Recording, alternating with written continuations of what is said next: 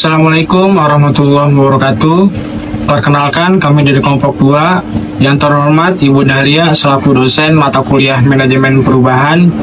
Halo semuanya, selamat datang di video presentasi kami. Perkenalkan, nama saya Akbar Aditya Pratama selaku ketua dan teman-teman saya. Hai, saya Haikal Fikri Hidayat. Hai, saya Arya Kusuma Dewa. Kami akan mengajak kalian mengenal lebih jauh tentang perusahaan Jasa Marga, perusahaan pengelola jalan tol terbesar di Indonesia. Yuk, kita mulai. Kasus 1. Kasus korupsi dalam proyek bangunan jalan tol Jakarta Cikampek yang dikenal sebagai Tol MBZ. Menjadi sorotan publik, proyek strategis ini dikelola oleh PT Jasa Marga Jalan Layang Cikampek, anak perusahaan PT Jasa Marga Persero Tbk, dengan nilai investasi mencapai Rp 13,5 triliun. Baru-baru ini Kejaksaan Agung Republik Indonesia menetapkan tersangka baru dalam dugaan korupsi terkait proyek tersebut. Akibat praktik korupsi ini, negara mengalami kerugian keuangan hingga mencapai Rp 510 miliar yang berasal dari pembayaran pekerjaan yang tidak sesuai dengan spesifikasi dan volume kontrak. Beberapa penjabat PT JJC dan pihak terkait lainnya telah ditetapkan sebagai tersangka dan proses hukum terhadap mereka masih berlangsung. Kasus ini menegaskan pentingnya transparansi dan akuntabilitas dalam pelaksanaan proyek infrastruktur. Pengawasan yang ketat dan penegakan hukum yang tegas menjadi kunci utama untuk mencegah penyimpangan yang merugikan negara dan masyarakat. Agen perubahan dalam kasus korupsi Tol MBZ dari beberapa pihak. Pertama, Kejaksaan Agung yang mengusut dan menindak para pelaku menunjukkan bahwa pelanggaran hukum bisa diungkap. Kedua, pemerintah dan pengelola proyek seperti Kementerian PUPR dan Jasa Marga harus memperbaiki sistem kerja dan memperketat pengawasan agar kasus serupa tidak terulang. Ketiga, masyarakat dan media punya peran penting dan mengawasi dan mendorong agar proses hukum berjalan dan tidak ditutup-tutupi. Adapun langkah strategis yaitu untuk mencegah korupsi, sistem lelang proyek harus transparan dan bisa dipantau secara online. Mungkin pengawasan harus dilakukan secara awal proyek, bukan setelah selesai. Hasil pekerjaan juga harus sesuai dengan kontrak. Bagaimana semua pihak yang terlibat harus punya tanggung jawab dan bekerja jujur. Jika ada yang melanggar, hukum harus ditegakkan dengan tegas. Ini saya akan membahas mengenai kasus yang kedua, yaitu kebocoran data pribadi. Saat ini, yang menjadi masalah serius di Indonesia, terutama yang terjadi pada perusahaan BUMN seperti PLN dan Telkom. Dan data pribadi merupakan aset penting yang harus dijaga agar kepercayaan publik terhadap perusahaan tetap terpelihara. Baru-baru ini, Jasa Marga juga mengalami kebocoran data pelanggan, termasuk data kendaraan dan transaksi tol, yang berpotensi menimbulkan penyalahgunaan data sekaligus merusak reputasi perusahaan. Kebocoran tersebut dapat terjadi karena beberapa faktor, seperti keamanan yang lemah, kelalaian dalam pengelolaan data, atau serangan cyber. Oleh karena itu, Jasa Marga wajib memastikan keamanan data pelanggan agar kejadian serupa tidak terulang di masa depan.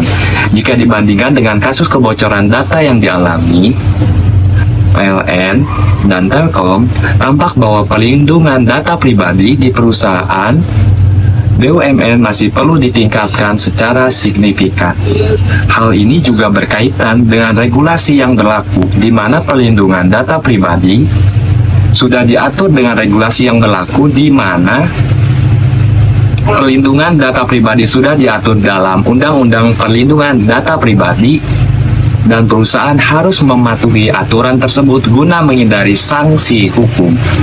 Untuk mencegah kebocoran data, Jasa Marga perlu meningkatkan teknologi keamanan serta memberikan pelatihan bagi karyawan tentang pengelolaan data yang aman. Selain itu, peran aktif pemerintah sangat penting dalam mengawasi dan pelindungan data di perusahaan BUMN. Kesadaran akan pentingnya menjaga data pribadi di era digital ini harus terus ditingkatkan agar kepercayaan masyarakat tetap terjaga dan insiden kebocoran data dapat diminimalisir.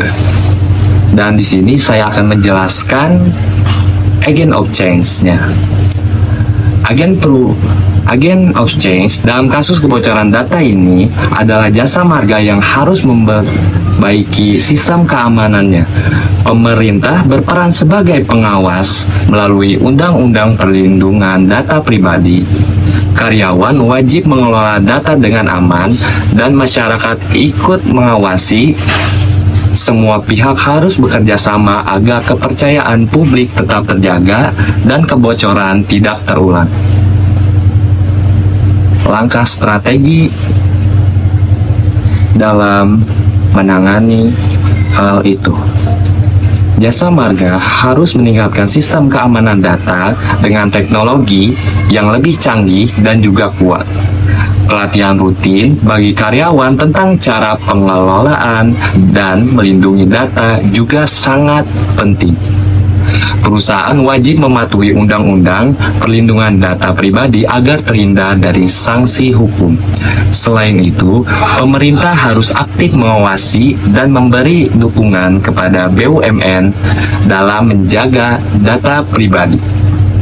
Kesadaran seluruh pihak terhadap pentingnya data pribadi perlu terus ditingkatkan agar kepercayaan publik tetap terjaga dan kebocoran data tidak lagi terulang. Baik, sebelum adanya e-tol, pembayaran tol masih dilakukan secara tunai. Hal ini menyebabkan antrian panjang dan membuat perjalanan kurang nyaman. Untuk mengatasi masalah tersebut, pemerintah bersama jasa marga menghadirkan sistem pembayaran elektronik atau e-tol agar proses masuk tol secara lebih praktis dan cepat. Namun, dalam penerapannya, sistem e-tol masih menghadapi beberapa kendala. Beberapa pengguna mengalami transaksi yang tidak tercatat atau saldo kartu yang tidak sesuai. Selain itu, masih banyak penggunaan yang belum memahami cara penggunaan e-tol dengan benar. Untuk mengatasi masalah ini, jasa marga terus memperbaiki infrastruktur sistem pembayaran dan rutin memberikan edukasi kepada masyarakat tentang cara penggunaan e-tol serta pentingnya menjaga saldo kartu. Mereka juga bekerja sama dengan bank agar pengisian saldo menjadi lebih mudah. Dengan adanya e-tol, antrian di gerbang tol berkurang, perjalanan menjadi lancar, emisi kendaraan menurun, dan pendapatan tol menjadi transparan. Secara keseluruhan, e-tol adalah langkah positif untuk meningkatkan kenyamanan dan efisien di jalan tol.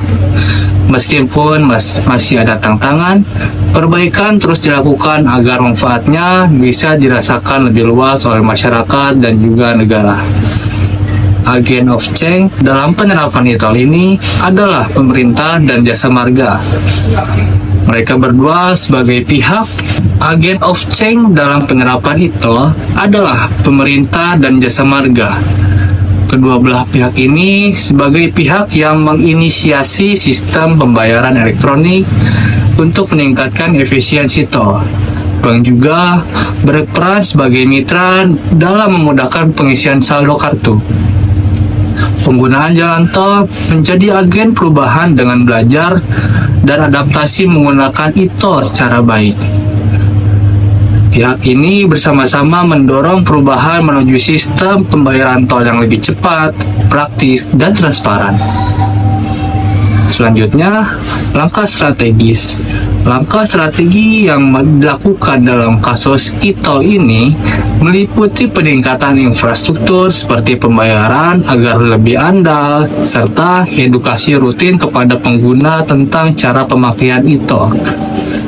Cara pemakaian e-tol dengan benar dan pentingnya menjaga saldo kartu. Jasa marga juga bekerja sama dengan bank untuk memudahkan para pengguna untuk pengisian saldo ulang. Langkah strategi yang dilakukan dalam kasus e-tol ini meliputi peningkatan infrastruktur sistem pembayaran agar lebih andal, serta edukasi rutin kepada pengguna tentang cara pemakaian e-tol dan benar, dan pentingnya menjaga saldo kartu. Jasa Marga juga bekerja sama dengan bank untuk mempermudah pengisian ulang saldo.